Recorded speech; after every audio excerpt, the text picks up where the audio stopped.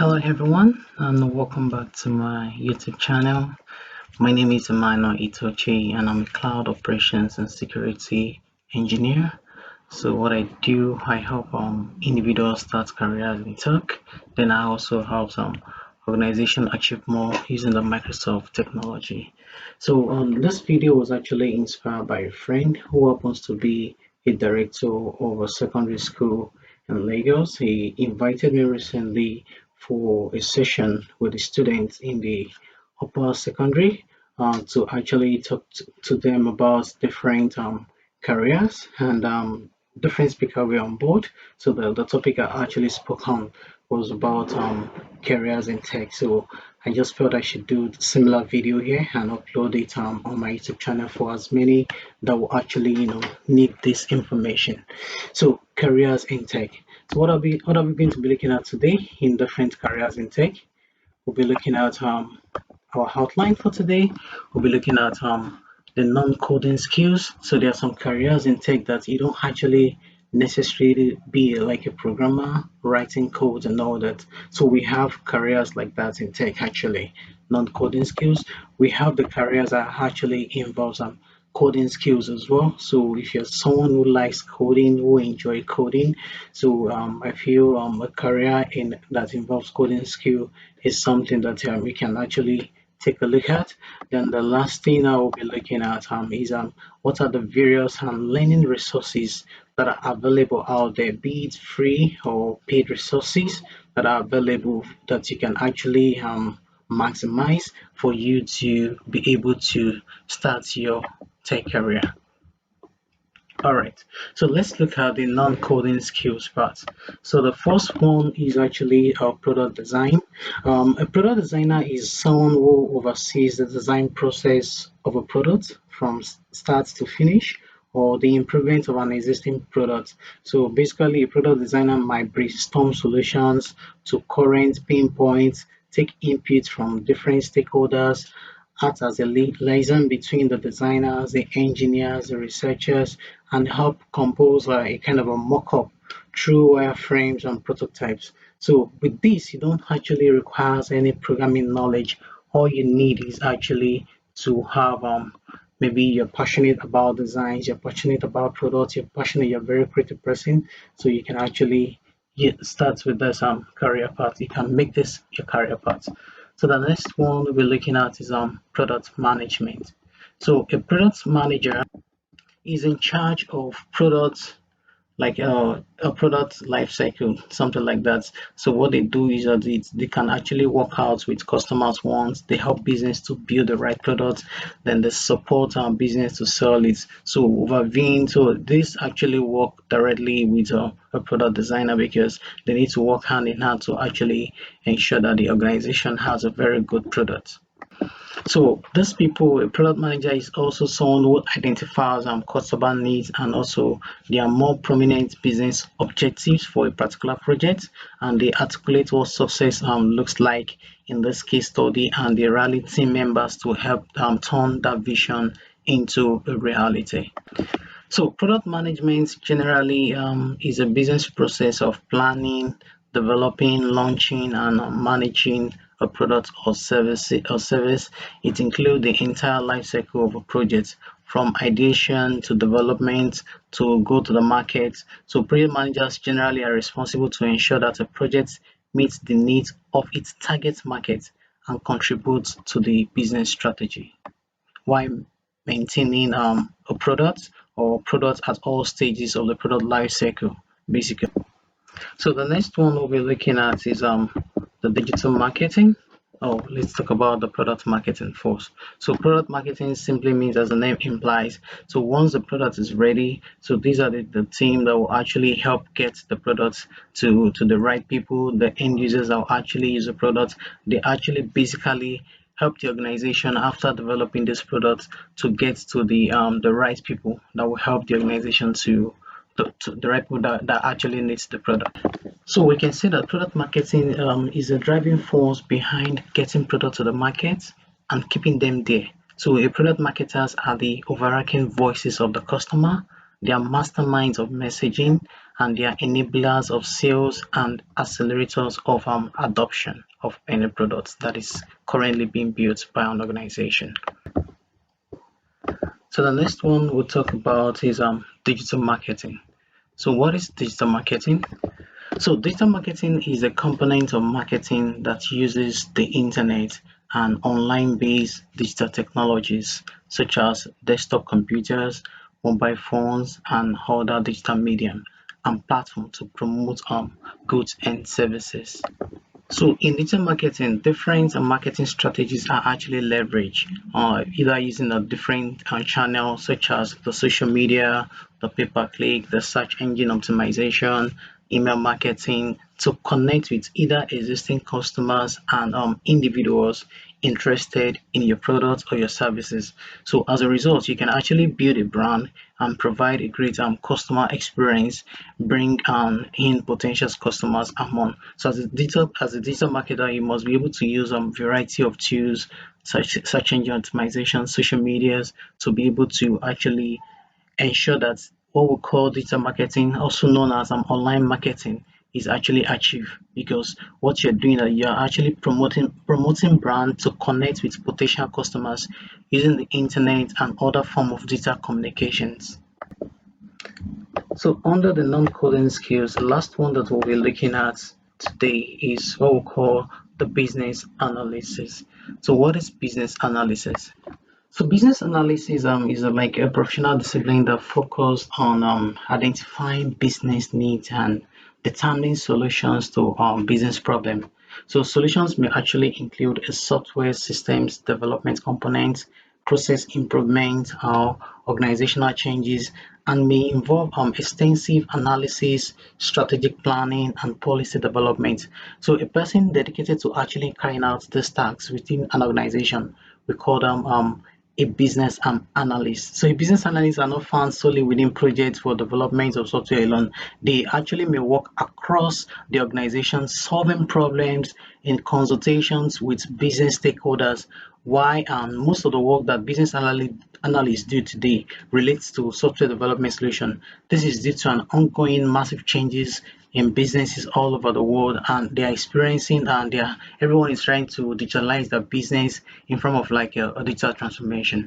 So these are like they are not the top five anyway, they're just like non-coding skills. We have other non-coding skills like being a technical writer, being a project manager, be a lot of non-technical skills that you can actually learn without having knowledge of programming or coding, writing code to actually build a solution.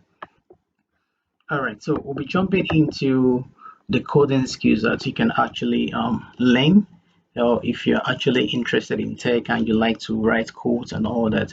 So the first one is we'll call it the cloud computing.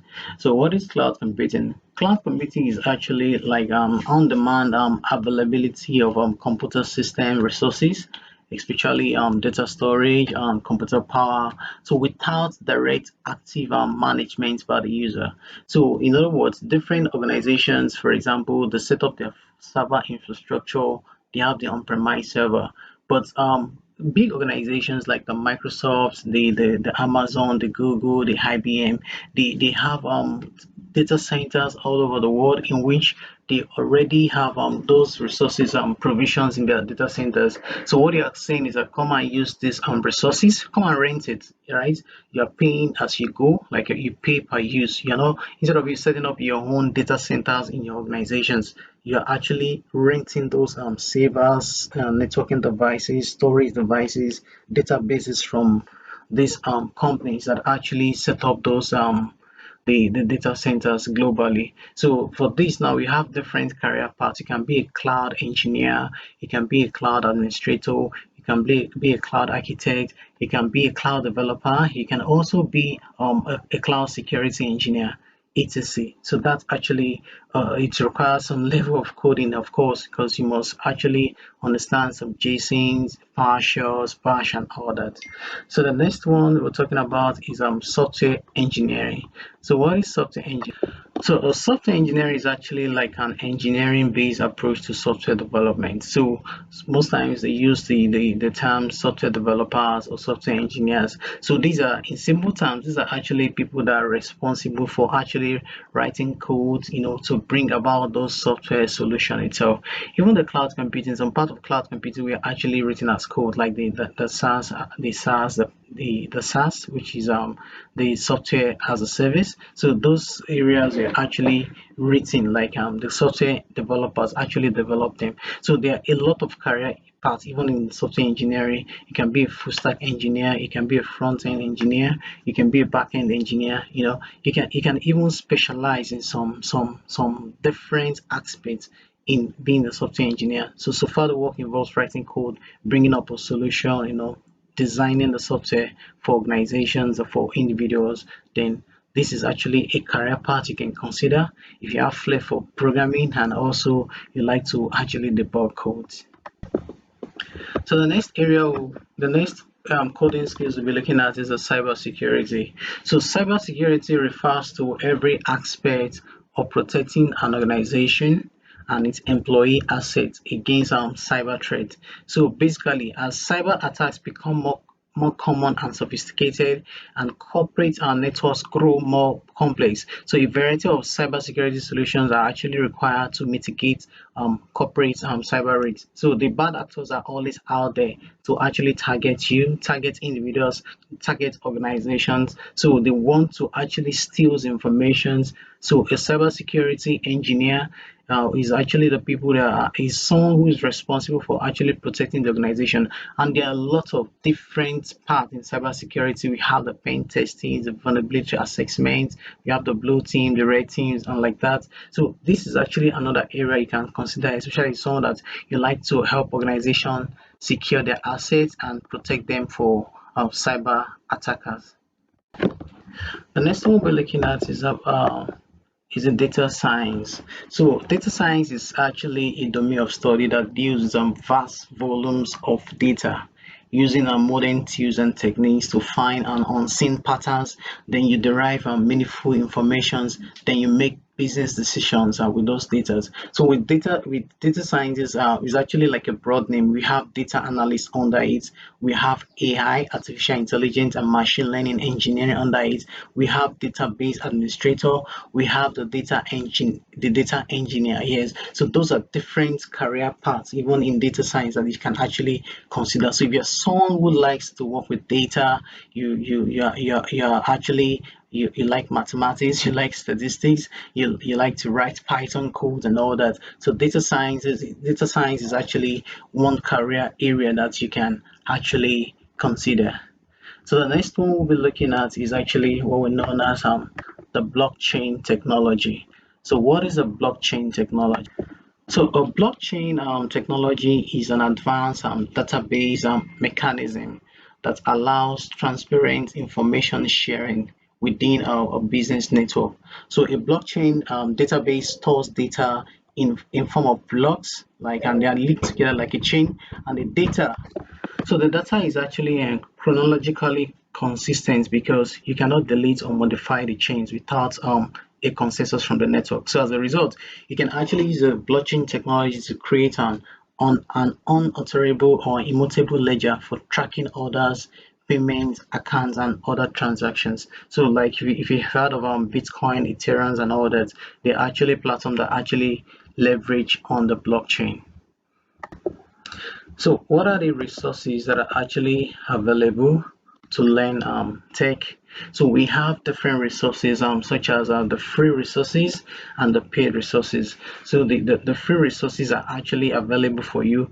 Example of a free resource is actually on YouTube. Personally, I leverage the YouTube alone if I want to learn something in technology. So if I need to just I want to learn something, to know how to do something, the how-to videos, I try to look at them. But for structured learning, I don't actually use YouTube as a person. There are other platforms I use. Also, another free platform you can use is actually the Google. So this is obvious. So in the Microsoft ecosystem, for example, where I'm coming from, there's what we call Microsoft Learn. So the Microsoft Learn is like Microsoft library that contains all informations, all materials. So there is no technology in Microsoft that you want to learn that is not available for you to learn for free using the Microsoft Learn, for example. Now, another free resources is what we call the free code camp. So the free code camp is actually if you want to learn some different technology, you want to learn how to code. So the list of the technology I provided, these are just 10. There are other technologies that you can actually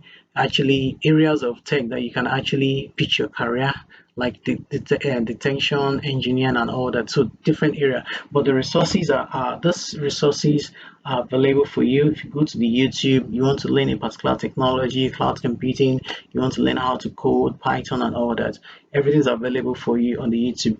But personally, I after consuming some of the videos on YouTube, they are not all or everything that you want to learn is actually structured. I like structured learning. So as a result, personally, what I do is that I go on platforms like the Udemy to purchase courses to learn, to upskills, to relearn and all that. Because one of the reasons why I like Udemy is because those courses is a one-time purchase and you have access to it for life. So anytime I need to review something, I need to revise something, I can easily go there. And some of the authors are actually trying the instructors on those platforms, they try to update as the technology advances, they update the informations on the learning material, and this you already purchased, so you're not repurchasing again.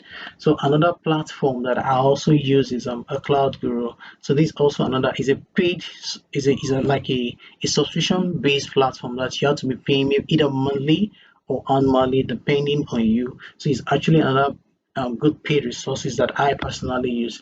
Then we have the Code Academy as well. So if you are into programming and some other technologies, the Code Academy is actually also a good place where you can learn technology, but it's not free. You have to actually pay for it. The first three, the YouTube, the Google, the free code camp, those ones are free. And we have some other free resources that I can't actually remember right now, but once you use the YouTube, Google, and Africa, you'll be able to see if you join different communities, you will see different books suggesting to you of free resources that are available. Then the Udemy is a one-time payment. The Cloud Guru and the Code Academy is actually a subscription base. Then we have the Pluralsight. So recently, a Cloud Guru was actually acquired by Pluralsight. So a Cloud Guru is actually part of Pluralsight as an organization. Then it's also a subscription-based platform also that you can learn different technology in the cloud. The Cloud Guru is majorly for cloud technology. The Code Academy, maybe you're into software development. For Udemy, you can get courses on product marketing, product design, and all that. Then another platform is the Cloud Academy. So just like the the Cloud Guru and Pluralsight is also a platform where you can learn stuff about cloud. I'm actually in the area of cloud. That's why I'm actually recommending this ones. Then another thing you can do if you don't want to, maybe you're someone that you like classrooms, you like to learn in groups. So I recommend you joining boot camps. There are a lot of boot camps, a lot of organizations that actually organizes boot camp. For example, one of the one I can actually remember is the Utiva. The Utiva has all the courses I mentioned from both the non-coding courses to the coding courses, they have it on their platform. So depending on the one that you want, so what they do is actually a virtual class. They have a learning platform the way Udemy, Cloud Gurus are. So you watch some videos, there are capstone projects for you to do. Then every Saturday you have a virtual instruction-led class. So if you have questions after watching a series of videos, and so you have a live the instructor will be with you in class, so you can ask your questions to get clarifications and all that. So I want to appreciate you for watching this video. So if you have any additions that you want to add, be it the non-coding resources that you think people can ask, please feel free to drop it in the comment section. Then also, if you have other resources that are free that people can learn, you can also feel free to drop it in the comment section, and I'll appreciate that a lot. So thank you so much for taking your time to watch this video. This is like a 20 minutes of your time that you've just given to actually get this knowledge. So please feel free to subscribe to the channel, share this video, like this video. Please support the channel by actually subscribing because it really helps a lot. Thank you so much, and I will see you in the next video. Bye for now.